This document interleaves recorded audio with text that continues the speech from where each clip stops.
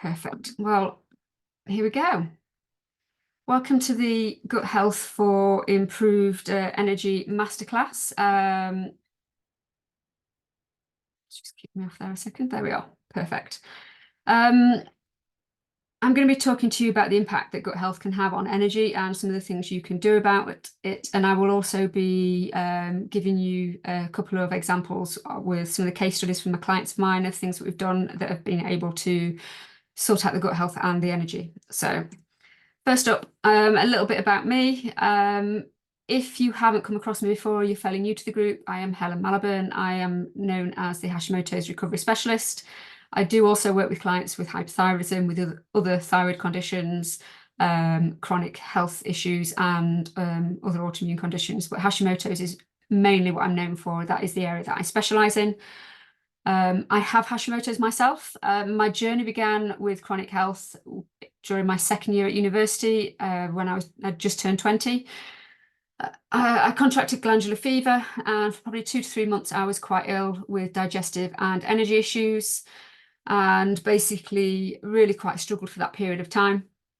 It all started to right itself again, and I got back to normal, kind of normal life. The glandular fever coincided with vaccination for hepatitis B. It also coincided with huge amounts of stress from exams. My lifestyle was kind of non-stop. I'd recently had a couple of bereavements of friends and in the family, and a huge relationship as well that had kind of not ended very well. So there was a lot of stress going on. My diet probably wasn't the greatest. I was going out a lot with friends at university, playing a lot of sports, studying very hard, working at like a part-time job as well. So my life never stopped. It was pretty much the perfect storm for my health to start crashing, because I wasn't listening to those signs and symptoms and was just kind of ploughing on regardless.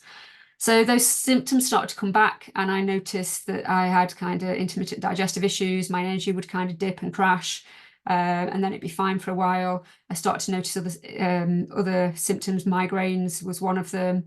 I found that my muscles started to get quite fatigued as well.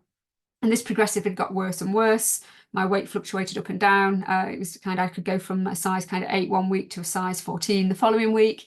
It was just really unpredictable. Obviously, a lot of that was probably the bloating, and digestive issues were causing some of that. But I was going backwards and forwards to the doctors, having tests and scans, different procedures, and repeatedly everything kept coming back fine. This went on for probably about 6 years, until I was diagnosed with celiac disease. Prior to that, I'd been told it was IBS, but I was finally diagnosed with celiac disease after the 3rd test came back positive. False negatives with the blood test can be quite common. So I'm quite glad that my doctor persevered with the testing and kept at it. Although I was really struggling by this point with the digestion. I was having to have a lot of time off work. It was affecting me quite badly, and obviously I didn't realise what was going on. I asked if it was diet related. I was told no, it wasn't. When I had got the celiac diagnosis, obviously they said to cut out gluten. I thought, perfect, that's it, it'll be sorted. I did feel pretty good for a while, but it didn't last, and those symptoms started to come back, and they got worse and worse and worse. And I would say it was 8 years after the celiac diagnosis that I was diagnosed with Hashimoto's. If I'd have known what I know now about the antibodies, I would have asked for my antibodies to be tested when I was diagnosed with the celiac disease, as I had abnormal TSH results at that time. But because they later tested me a couple of months later and they came back normal, which is quite common with Hashimoto's in the early stages, it fluctuates. Nothing was done, and I wasn't retested for another 8 years. So it should have been monitored. It wasn't. And especially with the symptoms that I was going in with, it really should have kind of waved a red flag, but it didn't. 2 years after the Hashimoto's diagnosis, I was diagnosed with pernicious anemia, which is a B12 deficiency, an autoimmune B12 deficiency. And again, it's very common with Hashimoto's and with celiac disease. And again, the celiac disease and Hashimoto's tend to go hand in hand as well. If you've got one, quite a lot of people have the other, and quite a few people have all 3 of them. 2 years after that, I was diagnosed with fibromyalgia. And at this point, probably the 3 to 4 years prior to the Hashimoto's diagnosis, all the way through to after being diagnosed with fibromyalgia, my quality of life was horrendous. I was struggling to get through the day. The list of symptoms just kept growing and growing. The severity just got worse and worse. Hashimoto's itself was the one of the 4 autoimmune disorders that I found the hardest to get to grips with. The B12 injections really did help with the B12 side of things. Obviously, the celiac side of things, cutting the gluten out, helped. But the Hashimoto's, taking the medication didn't seem to make any difference to me. Yes, it probably kept me alive, but it didn't give me any quality of life.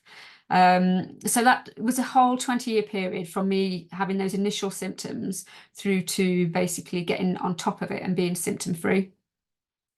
So that's quite a span. It took up most of my 20s, all of my 30s and into my 40s before I got to grips with it and got on top of it. And that came from studying the nutrition. So it was diet and lifestyle that was basically behind it all along, behind my recovery and what got me back to feeling normal, which is why I do what I do now, why I share these masterclasses and why I do them free, so that I can share some of the basics with you so you can start making those changes. Yes, there's quite often, for a lot of people, there's more in-depth things that need looking at, but this is what you need to do before you start doing anything else. So that's why I offer them free, so as many people can access them as possible, because I struggled to find that help when I needed it.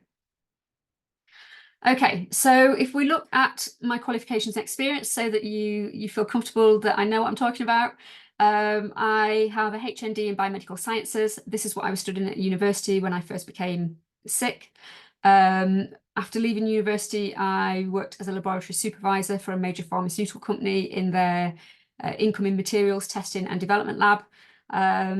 And after leaving the UK and heading out to kind of Europe and the Alps to work in ski resorts and in private kind of villas in the summer, my husband's a chef, and I quickly picked up a lot of what he was doing and started to work as a private chef myself.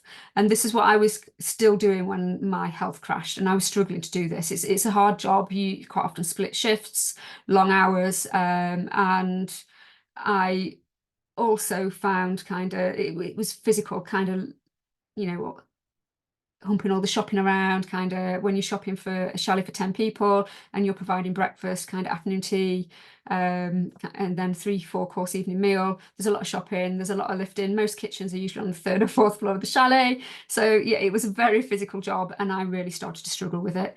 The fact that I worked with my husband at the time was probably the only saving grace that I had, that he was able to pick up the slack that I was not able to do. So as I turned 40, I was gifted with a nutritional therapy session, and it's really started me thinking about nutrition and basically what impact it could have. I started to notice a lot of changes, a lot of improvements from the changes I made from that nutritional therapy session. That's when I decided to study nutrition and health coaching, and that is a level 3 BTEC in nutrition and health coaching. It was a year-long course that I did. And during this period, I turned my health around. I went from kind of managing my day to kind of just feeling normal and getting on with whatever I wanted to do and setting my own business up, which is something I never thought that I would be able to do. And then the nutritional science and therapeutics, that is a level 6 diploma. So it's equivalent to university level studying. And I studied that for 3 years, and that is my nutritional therapy qualification that we have there. So that is my experience. It's quite unique. I've got the science side, I've got the nutrition side, and I've also got the chef side, which helps with the kind of planning foods, creating menus, creating recipes, which kind of has really been helpful for things like the Hashimoto's healthy eating recipe book that I put together. So it's quite a nice combination together. So that is it in a nutshell of my experience and my expertise.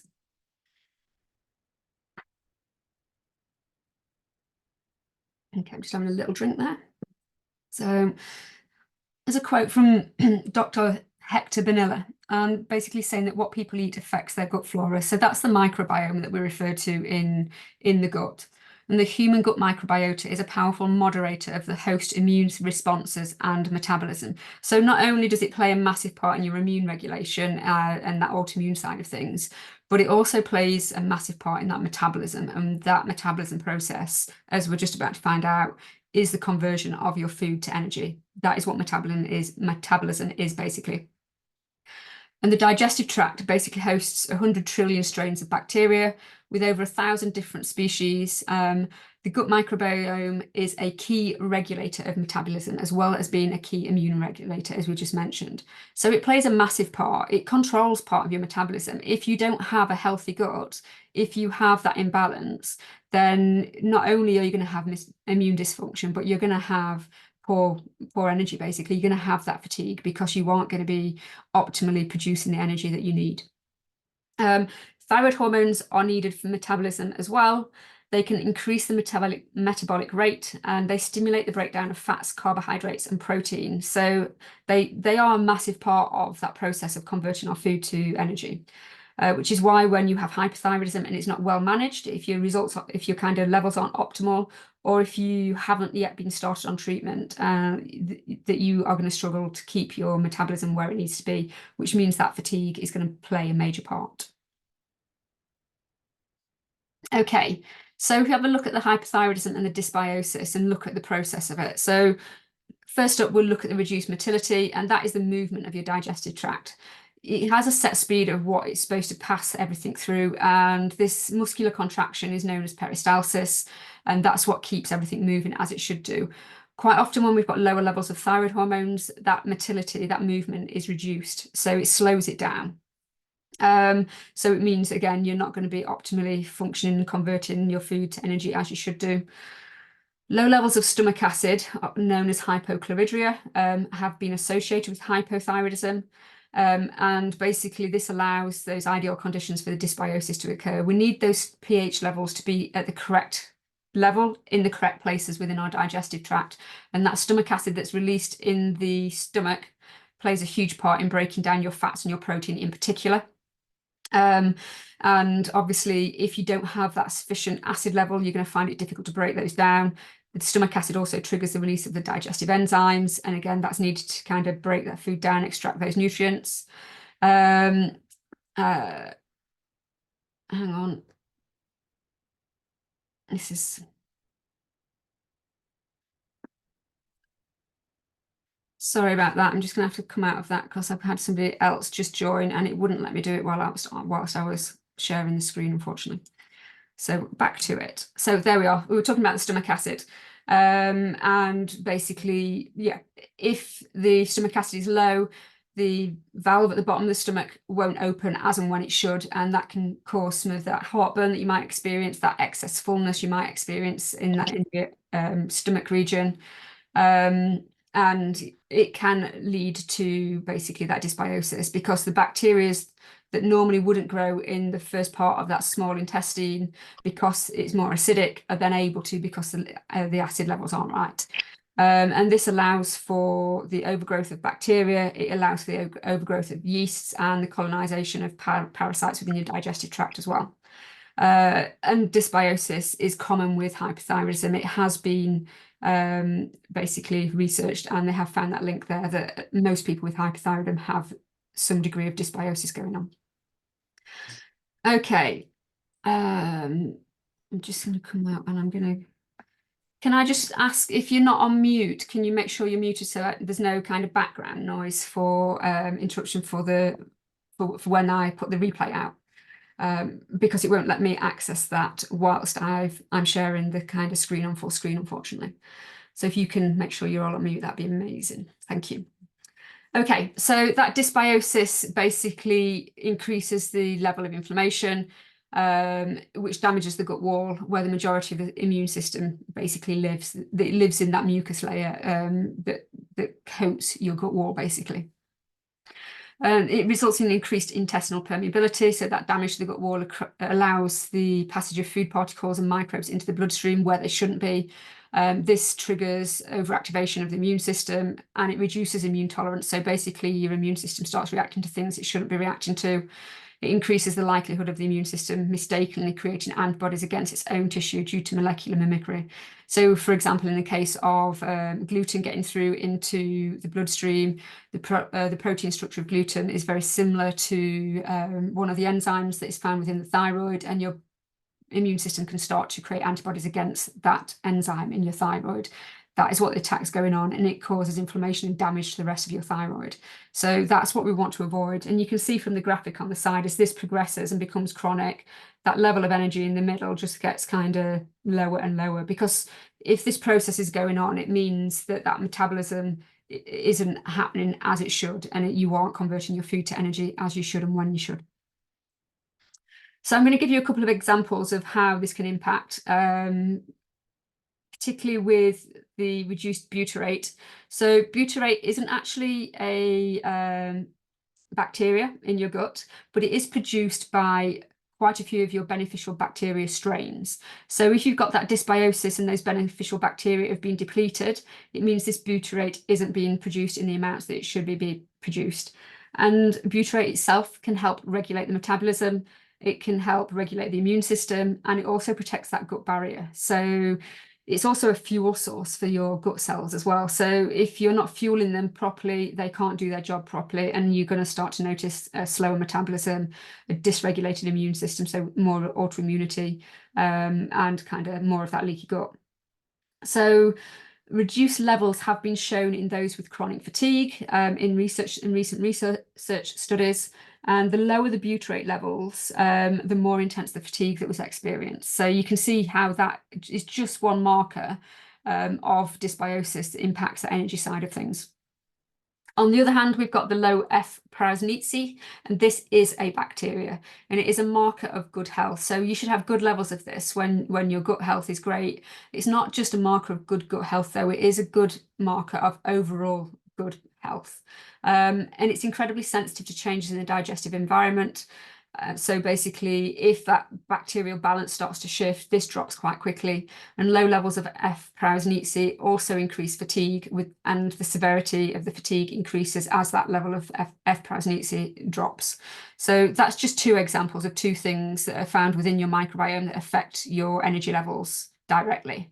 Obviously, that inflammation is going to, obviously, the fact that your body is kind of working harder than it needs to be is going to, but these two things, particularly research have shown that they are associated with chronic fatigue, which is very common with autoimmune conditions. Okay, so if you don't address your gut health, you'll find it almost impossible to get rid of fatigue and to get your energy back. Every single client I have worked with has had to focus on gut health, regardless of if they had gut symptoms or not.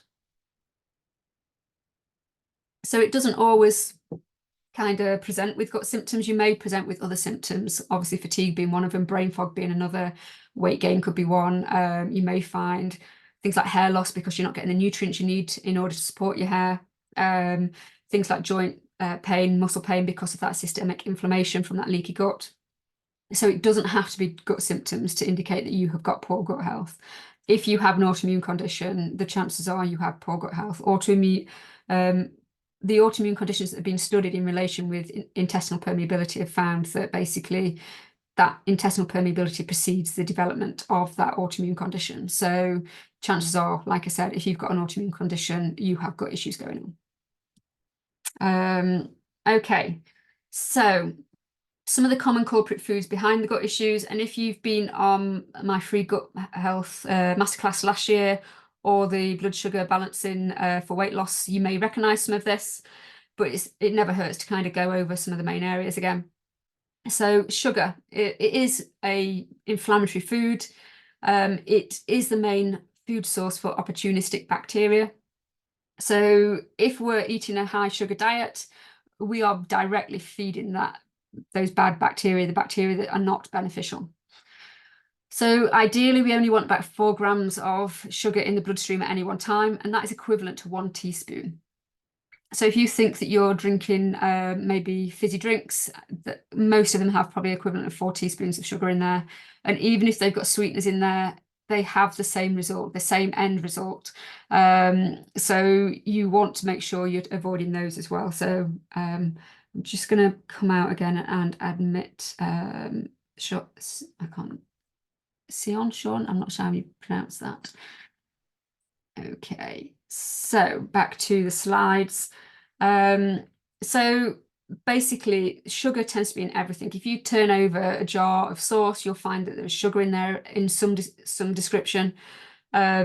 You'll find it in things like bread, and you'll find it in baked products.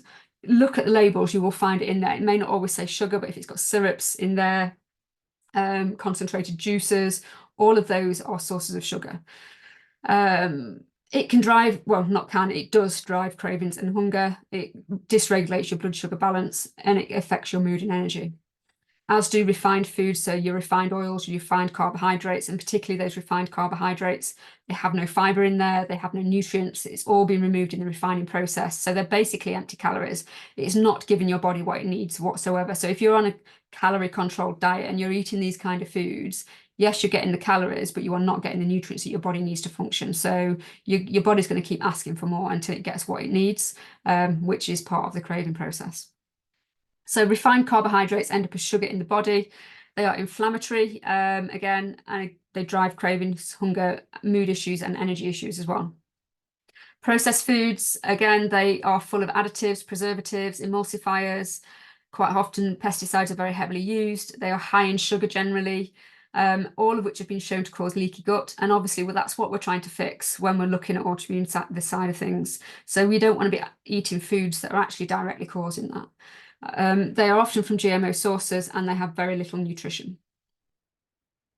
So this is what a dysregulated blood sugar kind of looks like. If you're eating those foods that are going to cause those blood sugar surges, it's going to cause a huge amount of stress and inflammation. When you hit that high blood sugar, when it's way above range, it's going to trigger the release of excess levels of insulin, which is going to make, basically, it's going to collect all that sugar up out of the bloodstream, take it into your cells where it gets stored as fat, which is going to be what contributes to that weight gain. It also affects your mood and it also affects your cognition. So you're going to end up with things like brain fog. This process happens quite quickly because your body wants that sugar out of your bloodstream. It classes it as dangerously high, so it happens quite quickly. A lot of insulin is released, and this causes it to crash lower than it should do. That then triggers increased levels of cortisol, which causes increased inflammation, and that increases your cravings for sugary and refined carb type foods that are quick to convert to an energy source. So this process that is going on is what is driving those cravings and that hunger. You need to get it in check in order to stop that. It also increases that fatigue. So initially you may notice kind of the kind of energy highs with the food and then the crash later on and then a high and a crash. But as this continues and it becomes chronic, you'll end up with chronic fatigue. You won't get the high, you won't get that crash. You'll just be kind of knackered all the time, to kind of put it bluntly. And this impacted me hugely. My diet was fairly good. The gluten was out there. I didn't eat huge amount of what I would class as processed foods, but obviously there was enough and I wasn't balancing my meals for sure. So I was definitely experiencing these crashes and kind of the extreme fatigue where I just couldn't move. And obviously, again, when it gets low, it causes that brain fog again. So it becomes a pretty nasty situation to be stuck in, and we want to stop this.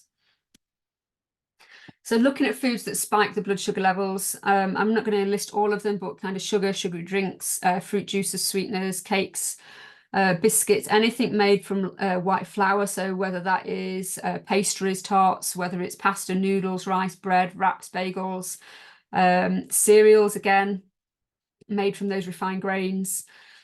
And then you've got things like your syrups, your honeys, your jams, your stimulants such as caffeine. And you notice there that fruit and dried fruit as well can also surge your blood sugar, but they can also be beneficial if they're eaten in the right proportions with the right foods, as can potatoes. Potatoes without the skins will spike your blood sugar quite high. The skins have fibre and they will lower that blood sugar spike. Okay, so some of the foods that slow that blood sugar spike. So you've got the protein, the fibre and the healthy fats, and they take longer to digest and pass through the digestive tract. So they don't release huge amounts of extra sugar to the bloodstream all in one go. It's a more controlled, sustained release. And your body can deal with this. So some examples of protein-rich foods. So animal products, your meat, your fish, your shellfish, eggs, nuts and seeds, kind of raw, beans, pulses, pseudo grains like quinoa and buckwheat, and then the fibre, so whole grains, so brown rice, brown bread, those whole grain brown flours, beans and pulses in their natural forms, but also in the forms of flours, so, and wraps and pasta, noodles, they can be used for those kind of things. Nuts and seeds, root vegetables, potato with the skin, like I mentioned before, because that's got the fibre in. Vegetables and fruit are a good source of fibre as well. And then you've got the healthy fats, the oily fish, the salmon, the mackerel, avocado, olive oil, olives, coconut oil, and other products such as milk, cream and yogurt, nuts and seeds again, and animal fats. So these all help to stabilise that blood sugar and to stop it spiking so quickly, so high. So this is what happens when you combine your foods. So for example, if you decide for breakfast you're having eggs with the spinach, with the cheese, and kind of maybe you're having some berries as well, a herbal or green tea, you're not having those stimulants in there, or those high sugar like orange juice type drinks. It's going to set you up for the right day, basically. You're going to have less of those surges, and it's going to mean that fat storage will start to come down, which means you'll start to lose the weight, your moods will stabilize, your energy is going to increase, those cortisol levels will drop, which means the inflammation is going to come down, because cortisol drives inflammation. And when inflammation is high, it triggers a release of cortisol. So you want to kind of address the inflammation, and you want to address what's causing the cortisol to spike in the first place, such as the blood sugar disbalance. It's going to get rid of those cravings and the hunger, and give you that clarity of the brain function. Okay, so this is what a balanced meal should look like. You should have half of your plate should be non-starchy veg and fruit. And then a quarter of it should be protein from mixed sources. So that's animal sources, from the beans, the legumes, the peas, the green beans, eggs, things like that. And a quarter of it should be the starchy veg, the whole grain carbs, the pseudo grains, and then 1 to 2 tablespoons of healthy fats. If you are trying to lose weight, you might want to increase your protein a little bit and decrease that kind of carby section. And if you are probably hitting kind of perimenopause and menopause, you might want extra levels of protein as well. So again, you don't want to reduce that half of the non-starchy veg and fruit. So reduce that kind of carby section. You're not going to feel hungry from doing that. The protein will keep you full. The healthy fats will keep you full. So will the fiber. It's kind of, the carbs aren't what keeps you full. That's what drives that blood sugar issue and causes the cravings. So, okay, so food sensitivities. I've got 3 of the main issues here. Obviously, there are others for individual people, but these are the ones that I look at for everyone. So protein and gluten upregulates zonulin in the gut, and zonulin opens the tight junctions in the gut wall. So they're like the gates between the cells. So it opens those gates between the cells. It results in leaky gut, allowing things to pass through that shouldn't into the bloodstream. It increases inflammation both in the gut and within the rest of the system. It regulates your immune system, and that molecular mimicry starts to occur. And basically the end result, if it's left unchecked, is autoimmune disease. And when you have that autoimmune disease, usually if it's still left unchecked, it's the development of other autoimmune disease and increase in severity and kind of quantity of symptoms as well. Dairy works in much the same way. The casein, which is the protein within the dairy, causes that inflammation in the gut. And again, it does the exact same process. So I'm not going to go through that again, but it also is often a trigger for things like arthritis. It can make that arthritic pain feel worse. It can make MS symptoms worse. It can be associated with eczema and sinus issues. And it can also be something at perimenopause and menopause that suddenly you develop sensitivity to and you can't handle. It can increase those hot flashes. Soy, this contains something called goitrogens, and this affects the uptake of iodine into the thyroid. And iodine is needed for thyroid hormone production, so to make your thyroid hormones. Most goitrogens, such as in kind of your brassicas, those deep green veggies, they can be deactivated by cooking, but they can't in soy, unfortunately. Soy also has another effect. It lowers the activity of your thyroid peroxidase enzyme, and this is needed again to make your thyroid hormones. So if you've got reduced iodine uptake and reduced activity of that TPO enzyme because you're eating a lot of soy, it's going to reduce those levels of thyroid hormones that are being produced within your thyroid, and that means you're going to have less available to kind of do the essential functions that they're needed for. It's going to result in increased level of hypothyroid symptoms. So soy is a personal one, whether you take it out of there completely or not. So the gluten and the dairy, definitely if you've got Hashimoto's, I would say they need to come out of there. The soy affects you whether you have Hashimoto's or hypothyroidism. So maybe if you have hypothyroidism, you don't have Hashimoto's, the gluten and the dairy may not be so critical, but you may still find that it is beneficial. And generally that's what I found with clients. They felt much better when they've taken the gluten and the dairy out of there. Okay, so this is my first client case study. Obviously, I'm only using initials for confidentiality reasons, although KS did give me permission to use her pictures to give you a kind of before and after of kind of how she did with the weight side of things, although that wasn't a primary goal. So Initially, when she first came to me, she was struggling with, she was overweight by about 2 stone, but she was struggling with her diet and her energy, her mood. So the first recommendation session, we removed those inflammatory foods and replaced with healthy whole food alternatives, as we've just discussed. We focused on making her snacks healthier and balancing her meals so that she'd got that protein in there, the fibre and the healthy fats at every meal and snack. And at the first follow-up, she reported that she no longer needed those snacks between meals, whereas before she couldn't get from one meal to the next without snacking. She now didn't need those snacks at all and wasn't having them. And that was at 4 weeks, that first follow-up. The gut issues that she'd been experiencing had resolved.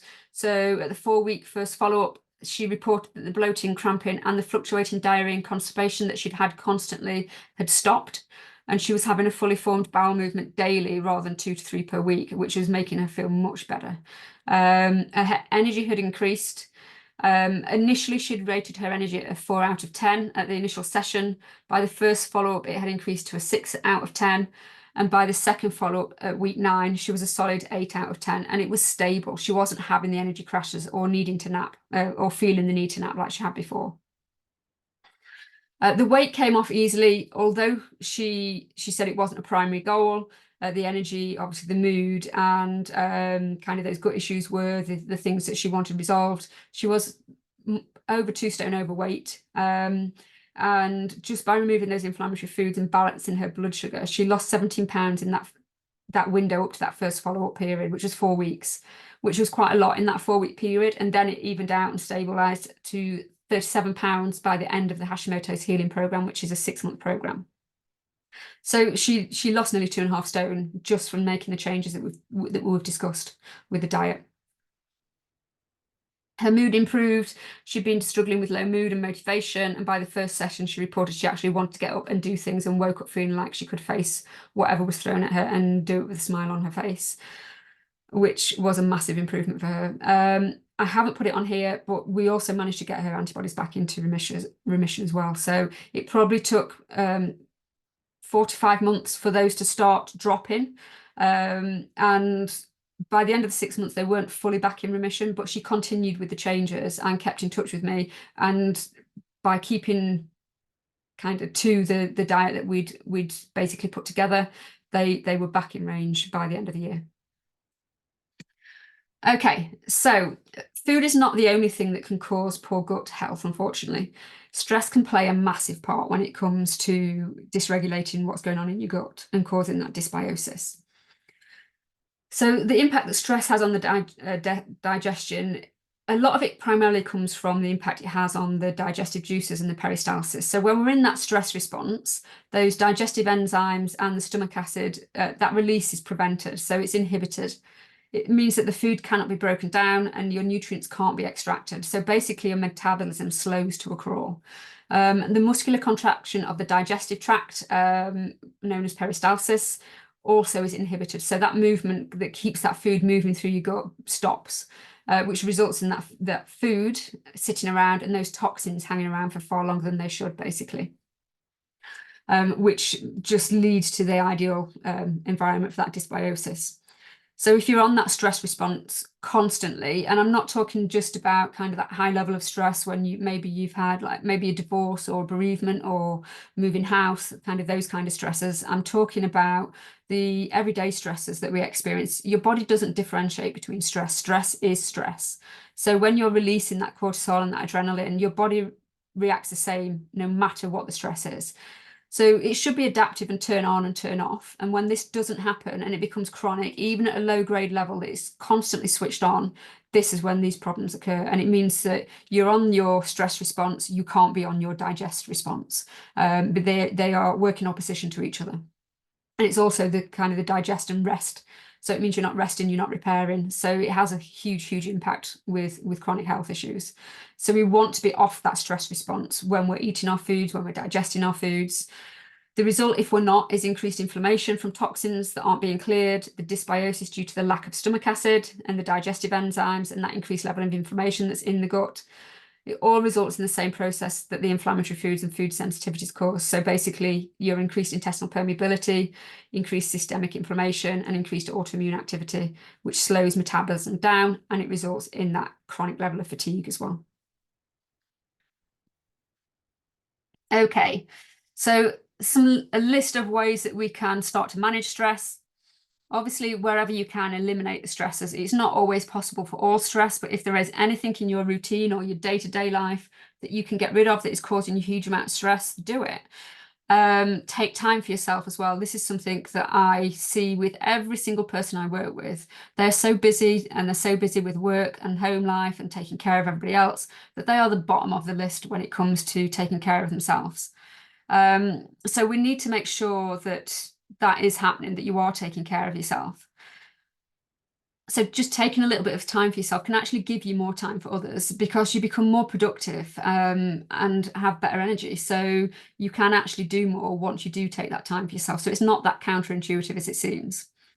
Taking up hobbies that you enjoy, again, that can take you off that stress response, as can socializing and physical contact. Research has shown that this is really important. And it's so easy to isolate yourself when you're not feeling great. I certainly did that. I didn't socialize because it cost me so much in energy when I did, but it also helped on the stress side of things. So it was a fine balance that I did need to socialize. And I did need to balance my energy. But had I known that actually I didn't need to balance my energy, if I'd have made the changes to my diet and lifestyle, I would have been in a much better place. So things that can also help that you're all probably quite familiar with or you've heard of are meditation, breathing exercises, mindfulness, and visualization can all be really beneficial. EFT, which is the kind of tapping on the energy meridian points, can be extremely beneficial for lowering stress, but also for dealing with current or past trauma. It's used for people with PTSD very successfully. Research has shown that it can have a great effect on that side of things, and turning that stress response off when it's not needed. Grounding, again, getting outside, kind of bare feet on the ground, is, again, research has shown that has been beneficial, as is spending time in nature. A gratitude practice. And this doesn't mean you have to kind of write pages and pages kind of in a journal if that's not your thing. If it is, that's great. But if not, you can simply kind of put a couple of points at the end of the day on a post-it note, or you can stand in front of the mirror and kind of announce what you're grateful for that day at the end of the day. So it doesn't have to be massively time consuming, but it can have a profound effect. Exercise, again, as long as you're not over exercising, can help you manage stress loads, particularly things like yoga. Tai Chi have been found to be extremely beneficial for helping basically regulate that stress response, regulate your vagus nerve, basically. And evaluating priorities, delegating and seeking help. These are things that quite a lot of people don't do, and I was horrendous for it. I took everything on myself and thought I could manage everything myself. I never asked for help, and this was at work and at home. I was very independent, and kind of that chronic illness took that away from me for quite a lot of it. I had to ask for help in the end because there were things I just couldn't do for myself. But even at work, if you're being kind of given a new task and it's a rush, it's high priority, speak up and say, that's fine, that's absolutely fine, I don't mind doing that. What else that's on my workload can we move out so that I can focus in on this and make sure this gets done? And whether it's postponed to later, whether it's somebody else kind of takes over the other job, but don't just keep adding to kind of the top of your pile and never kind of basically sifting through it. You are kind of setting yourself up for burnout if you're doing that. And the same at home as well. If you're the one that's doing kind of all the household chores and the shopping and the cooking, get everybody in there helping. If you're kind of living with other people, get them in there. Okay, so progressive muscle relaxation techniques can be really beneficial, as can talking therapies, again, for dealing with current or past traumas. Like I said, that EFT can be really helpful on that side of things as well. And introduce positive self-talk. The way we talk to ourselves sometimes is absolutely horrendous. We wouldn't talk to other people in the way that we talk to ourselves. So just practice being kinder to yourself and not setting the bar so high for what you expect yourself to achieve. Be realistic. Would you expect other people to achieve what you lay out for yourself? Okay, so client case study, this is MB. Her main issues were struggling to conceive naturally, and it wasn't just herself that the issue with the fertility was, it was her partner as well. They'd had failed IVF. She was having bloating and she'd had gallbladder issues, and she was struggling with inconsistent energy levels. She'd already worked on her diet massively, so she'd removed those inflammatory foods and the food sensitivities. In fact, her diet was pretty good, but she wasn't balanced in her meals, so her blood sugar was basically all over the show. We corrected this and added some gallbladder supporting nutrients, and by the first follow-up, the bloating had gone and the gallbladder was no longer an issue. It was calm and under control. So the stress was a major issue for MB. She owned her own business, so she was just kind of starting to get off the ground. She also had a very busy full-time career as well as her own business, so she had a lot going on. There was a lot of pressure. There was obviously a lot of stress from the failed IVF and not being able to conceive. So we introduced stress management techniques regularly and better eating habits, such as kind of like the breathing exercises before eating to switch the stress response off, slowing down while she was eating. We also introduced time for herself, so going and doing things, taking up hobbies that basically she enjoyed, and she found things like Reiki were beneficial, and kind of she started doing things like acupuncture to help as well with that kind of stress, and found that she really enjoyed those times for herself and actually noticed a massive difference from it. We introduced targeted supplements to help lower that inflammation with the hope of lowering the antibodies, as they can impact that fertility side of things, as well as the thyroid hormones. We also introduced specific supplements to support fertility for her and her partner. And we ordered testing for the vaginal microbiome to assess if it was balanced. It wasn't. So we then focused on that area as well of rebalancing that microbiome. It's not just your gut that has its own microbiome. The vagina does too. And if it isn't right, that pregnancy is not going to take. You need the right environment there. Otherwise, yeah, it's not healthy. It's not going to be optimal for pregnancy. And we also carefully monitored her thyroid hormone levels. By the first follow-up, her stress levels were much better. Her energy levels were much better. She wasn't having the crashes. They were consistent. By her second follow-up, she'd undergone her second round of IVF, and that was successful, which she wasn't expecting at that point. She thought it would take much longer, if it happened at all. She was quite doubtful that it was going to happen. She had an extremely smooth pregnancy all the way through. Again, we monitored those thyroid hormone levels. And the last time I spoke to her, she was waiting basically to give birth. So I'm just waiting to hear from her now to find that it's all gone as it should have gone. So yeah, it was that working with MB was absolutely amazing, and seeing her actually achieve that goal of kind of a successful pregnancy was amazing. So I really enjoyed that whole process, and the fact that the changes happened so quickly because she'd already put so much in place herself. All I was doing was digging down and tweaking what needed doing, what had been overlooked, and predominantly that was the stress, and then kind of how it was impacting her digestion. Okay, so the gut-brain axis and sleep. Sleep, again, plays a massive, massive role when it comes to your gut health. So whether you've got lack of sleep or poor quality sleep, it suppresses that beneficial bacteria, leading to that dysbiosis and the overgrowth of the non-beneficial bacteria and yeasts. The poor sleep also increases hunger hormones. It drives your cravings for sugary and high-carb foods, which kind of leads to that dysregulated blood sugar and causes increased fatigue and inflammation. All of this is going to increase the intestinal permeability and lead to that immune system dysregulation, making your autoimmune side of things much worse, and those symptoms that go with it worse as well. So sleep is predominantly when we detox and repair. So that lack of sleep impairs the detox and repair process. It's imperative to start healing those gut barrier cells, to start replacing the damaged cells. The impaired detox process allows toxins to hang around longer than they should do. It increases the load on the liver, and everything that goes to the liver is sent back through the digestive tract in order for it to be eliminated, expelled. And if it isn't done immediately, then that causes further damage and recycling of those toxins for your liver to process yet again. Because your gut won't like having them sitting around, so it'll send it back to the liver to be dealt with again. And this just backs everything up and causes a huge backlog, more and more toxicity, more and more dysbiosis. It requires more and more energy. Your liver already needs a third of your body's energy. Your brain needs another third. That leaves a third for you to do everything else. And it will start to basically take from that additional third if it is struggling and needs more energy, which will leave you with very little left after the essential functions have been done. You will notice that chronic fatigue. So some of the things you can do to improve your sleep: you can improve your diet to balance your blood sugar, as we've talked about. manage the stress, as the stress dysregulates the circadian rhythm.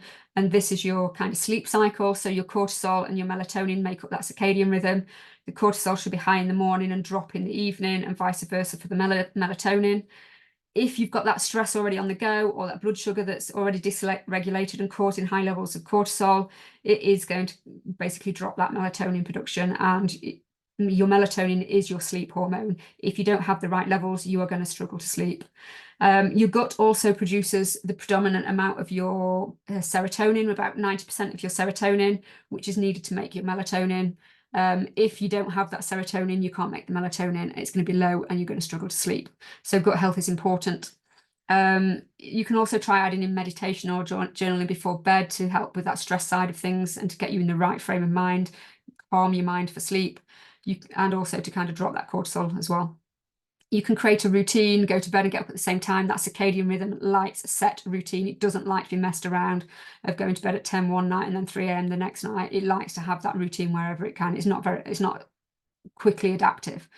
So ideally leave a minimum of 3 hours before your last meal, so you're not having any blood sugar dysregulation issues during sleep that wake you up.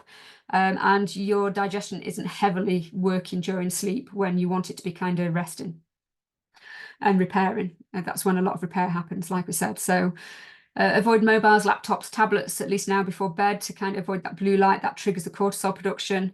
You want to use blue light blocking glasses if you can, if you are using screens in the evening. If you're watching TV before bed, avoid anything that's too stimulating, any thrillers that are going to get that cortisol kind of and adrenaline kind of ramping up. And kind of things like hot beds before bath with magnesium. The magnesium can help with the detox, and the essential oils such as lavender, whether that's in the bath or on kind of your pillow, your pulse points, can help with the sleep. And how the hot bath works is it elevates your temperature whilst you're in the bath, and then as you get out, it drops quickly because of the change in kind of obviously the atmospheric temperature to the bath water. And you want a cool environment for you to be able to sleep in. So you want your bedroom to be cool, and that drop in temperature triggers that kind of sleep process. And get daylight as soon as you get up. You want to be getting that daylight on your face, on your eyes, obviously not looking directly at the sun, but absorbing that into kind of your eyes so that it triggers that increased level of cortisol in the morning, which will then drop later on at the right time and allow the melatonin to increase. And don't do exercise that's too intense in the late evening. So maybe a little bit of yoga is fine, a nice little walk after dinner maybe, but certainly not kind of an hour of kind of hit 8, 9 o'clock at night. It's going to ramp up the cortisol and adrenaline and likely keep you awake, sorry. Okay, so the last case study, main issue LW was facing was menopause related sleep issues and hormone balancing issues. She had chronic fatigue, joint pain, and loss of enjoyment in everyday life. So we looked at her diet. It was very carb heavy, and there was a lot of sugar in there, which sugar can make those menopausal symptoms worse, as can those refined carbs, again, because they turn to sugar. So things like hot flashes in particular can be a problem, and night sweats if that's going on. We switched to an anti-inflammatory diet, and by the first follow-up session, her energy had returned and her mood improved massively. The pain in her hands had also resolved itself. The sleep, she found it incredibly difficult to adjust her sleep routine and hadn't made any changes by the first follow-up, but the dietary changes alone had made it easy for her to get to sleep. So that, again, for me, when I changed my diet to an anti-inflammatory diet, the first symptom that resolved itself was the insomnia that I'd had for 20 plus years. That went within 3 weeks. So just those changes to your diet can make a big impact on things like sleep. After she'd seen the improvements in other areas, basically from the changes she made, she decided to kind of have another go at the sleep routine. And by the third follow-up session, which was about 12 weeks, she was getting a solid 7 hours after refocusing that routine, which was a massive improvement on like the 4 hours that she was getting previously, which had been disturbed as well. Her mood, she had isolated herself socially due to how she'd been feeling, and she lacked any routine. She was retired, so she didn't have any structure to her day. And all of this can impact her mood. So I encouraged her to basically get out in nature daily. She's got a dog, so I said get out there with the dog, start walking, and start to create yourself a little routine so that you do every day. So that kind of when are you going to do your exercise? When are you going to do your yoga? When are you going to do your meditation? When are you going to prep and cook meals? Kind of when are you going to get those socializing and kind of get out of there? I encouraged her to pick up her hobby again and to get her back out socializing, which that hobby would do, get her back mixing with people and get back in touch with other friends she'd not seen for a while, so that she start kind of interacting again. She actually loved her new routine. She was a big part in creating that routine, what would work for her. I gave suggestions and she kind of ran with it, and her mood returned to normal very quickly. So she started enjoying kind of life again, which was great to see.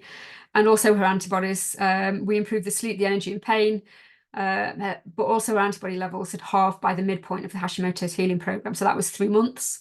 And quite often I wouldn't expect to see a shift before that because they can be slower to move.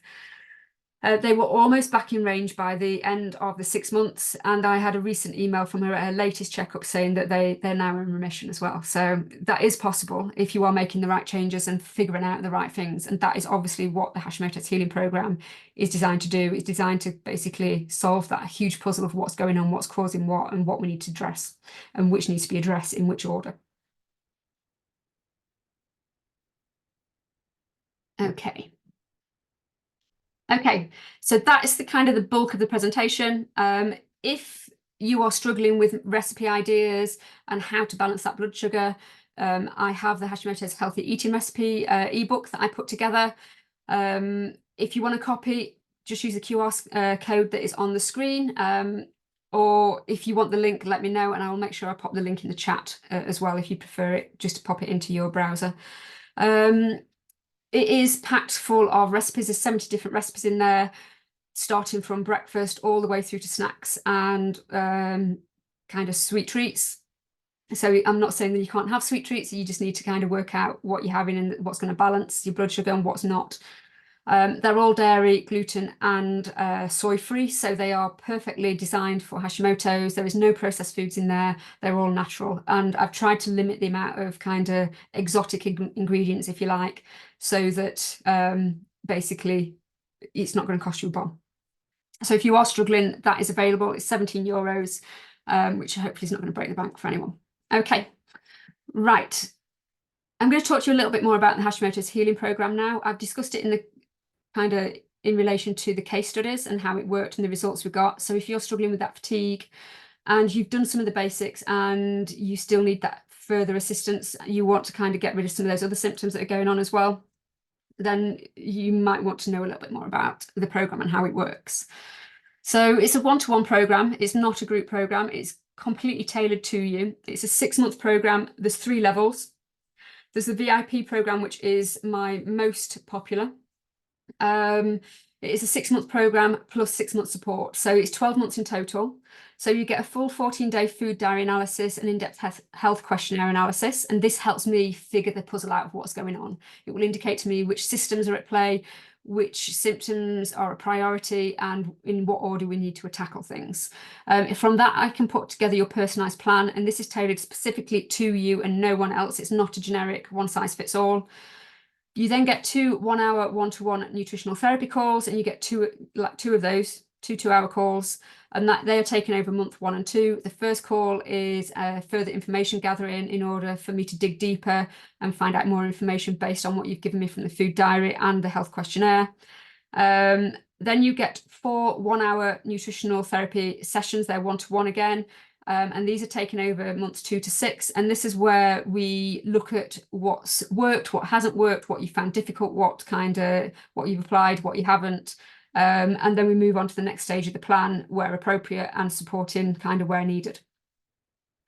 You get email support between the sessions, so it means that you don't have to wait till that next nutritional therapy session in order to ask any questions you've got. If you've got test results, you can send them in. If something's cropped up that kind of you're not sure about, you can ask. You get a personalized supplementation recommendation every single session. And also they will be checked against any medications you're taking in order to check for any interactions. You get test interpretation and recommendations for further testing and ordering if need be. Doesn't usually include the price of the testing, just the interpretation and kind of basically making sure the test is ordered and kind of you know what you're doing. However, I have got something for you on that if you are interested. I'll get to that on the next slide, don't worry. And then you also get 4 30-minute one-to-one health coaching and accountability calls. So not only do you get the nutritional therapy side of things, but you get the coaching. And these are interspersed between your nutritional therapy calls in months 2 to 6. So in practicality, you are getting basically a call every two to 3 weeks, whether it's a nutritional therapy call or a coaching call. This really is what my clients find beneficial. They find those little sessions of being able to ask things, honing on kind of some of the details. If they've found a particular area difficult, maybe I can find some tweaks in order for them to kind of move forward that area. Or if they've completely neglected an area that they've forgotten about that was on the protocol that I recommended at the nutritional therapy session, we can kind of get that introduced so that when we get the next nutritional therapy session, they've managed to do as much as they can. You also get a 1-hour SOS catch-up nutritional therapy session, and this is taken in the second 6-month period. So if anything crops up, whether you become ill or kind of like a huge life event kind of derails you and you start to notice you're not feeling great again, this is designed to get you back on track. And the clients that have taken me up on this have found it absolutely amazing. I had a client recently who'd done amazing on the 6 months, the initial 6 months, got everything sorted. 3 months later, had COVID, threw them absolutely kind of for 6. And we've now managed from that session to get them back on track again. You also get the email support for those additional 6 months. So you get 12-month support, basically. You get any resources that I use or recommend, you get copies of all that. And you also get a copy of the Hashimoto's Healthy Eating Recipe ebook with the VIP program. Okay, so it is €2,497 for the VIP level of the Hashimoto's healing program. Payment plans are available. Usually I do €1,000 deposit plus 6 €250 monthly payments, but we can be flexible with that. If you want the payments a little bit longer over the 12-month period, we can look at that if it makes it doable for you. You can book a free call with the QR code here in order to discuss it further. There is no obligation. Obviously, I'm giving you this information now. I'm not hard selling. I don't expect you to kind of book here and now. It's a big investment. It's a big decision. I don't expect that. And I don't expect that from the free call either. I expect that we're going to get on, we're going to have a chat. I'll find out more about you and what's going on. You'll find out more about the program and we'll work out if it is going to be a good fit or not and how we move forward. So there is no obligation from what I'm telling you now or from the call. So if you do want to book that, I would take advantage of that at the moment because I am offering a bonus here. And if you need functional testing, I'm going to contribute a €200 voucher towards any functional testing that you do need, as it can be expensive and you're already investing quite a bit with the program itself. If you don't need functional testing, I'm quite happy to give that voucher as a €200 towards your supplements. And you will need supplements throughout the program. I haven't worked with anybody that hasn't needed supplements. Yes, we've been able to kind of keep it to a limit for those who want to keep it on a budget or don't want to be taking a lot, but there is always some kind of supplementation needed. So that voucher can be really useful on that side of things. And the offer for that expires on midnight, the 11th of March. So that's next Monday. So if you do want to take advantage of that, get that free call booked in, and then yeah, we can make sure that happens. Okay, so I'm going to give you a quick overview of the premium and the basic just to get an idea of the difference between them. So you get everything with the premium that you got with the VIP, but you don't get the coaching sessions, you don't get the additional 6 months or SOS, you don't get the 6 months additional email support, and you don't get the Hashimoto's Healthy Eating Recipe ebook. Everything else is exactly the same. And that price is $1,797. And again, payment plans are available for that. And then the basic program.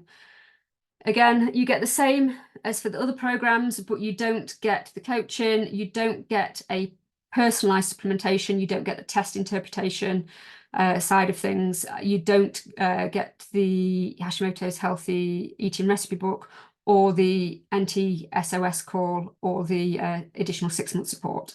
So that is $1,297. So I've basically created the 3 programs to give different price points. Obviously, people's finances are all at different points. So I don't want people to miss out because they can't afford one level or the other. So that's why I've split it into 3 so that support is there and the basics are there no matter which one you go for. It also works on the side of things. If certain people have done a lot of work already and it's just refining some of what they've done, they may not need the VIP, and the premium or the basic may be more what they need. And obviously, if we're on that free call, I'm going to be completely honest with you with that. If I don't think you need the VIP program, I will say that.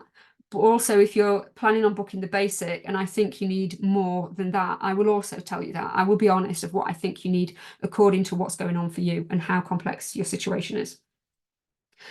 Okay, that is that. I will leave that up on the screen while I stop sharing, so that those QR codes are there if you want them. So that the one on the left is for the free call and the one on the right is for the healthy eating recipe ebook. So I'm just going to stop sharing the screen. I'm going to come back to see all you lovely people and see how you're all doing. Okay. How is everyone? How was that? Feel free to take yourself off mute if you're on mute.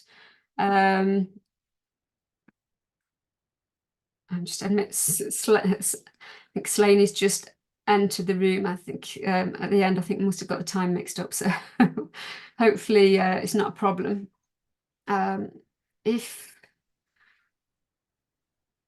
I've muted anyone and you can't unmute yourself, just kind of let me know. I've got a comment here in the chat. I'm just going to look at that. Okay, Laurie said she can't hear me very well. I hope that fixed itself, Laurie. Did anybody else have issues with the sound at all? No. No. Okay. Hopefully, if you did have issues, Laurie, and you couldn't hear that, hopefully that is going to be much better on the replay if you want to watch it again. I know it's kind of extra time invested, but it is there if you do want to watch it on replay. Did anybody have any questions on any of that, whether it is on the kind of the gut health side of things, the stress, the sleep, whether it's on symptoms or actually the program itself? Feel free to ask. I'm quite happy to kind of stay on a few minutes and answer any questions if anybody's got them.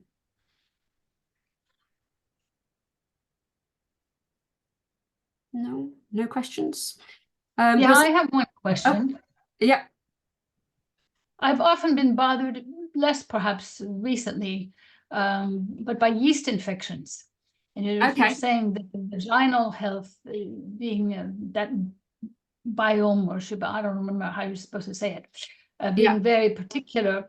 And or I would suppose that I don't think I eat a lot of sugar, but perhaps too much, and that might be linked into those yeast problems.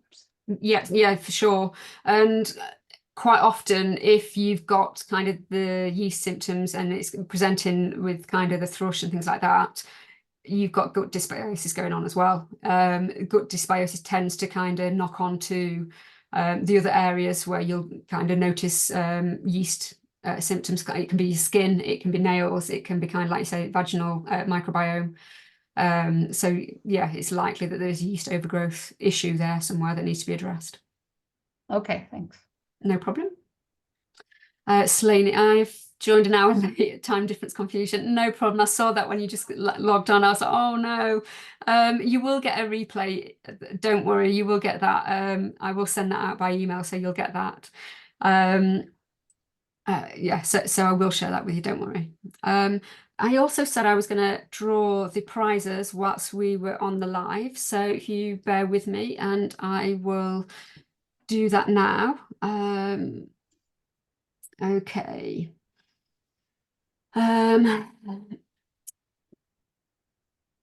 Carol, can you pick a number between 1 and 16 for me? Number 8. Okay, 1, 2, 3, 6, 7, 8. So who have we got there? So that is Elaine Elliott has won the Hashimoto's healthy eating recipe book. So Elaine, if you do watch this on replay, get in touch. Otherwise, I will drop you an email and let you know and send you the copy basically. And then what was the number? So Kathy, can you pick a number between 1 and 16 for me, please, as well? 12. 12.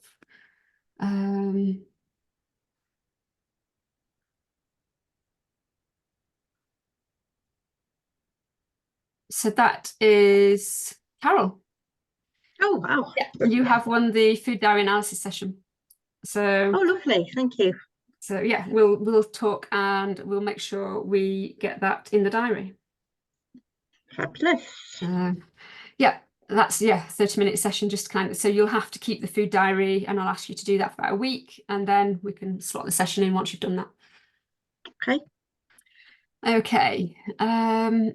Anything else? Anybody else got any questions or anything that you weren't sure about or wanted to know more on, or? No? Perfect. I will, hopefully, seems like I've answered most things then. I hope it's been helpful for you. Definitely. Absolutely. Excellent. I'm glad. Very much. You're welcome. If anything crops up question-wise later, or if you're watching the replay later and you want to ask, just drop me a message or email, whichever. Okay, I'm going to leave it there and I will see, hopefully see you all in the group at some point. Bye. Brilliant. Thank you, Helen. No Thank you. problem. Bye-bye. Bye. Bye.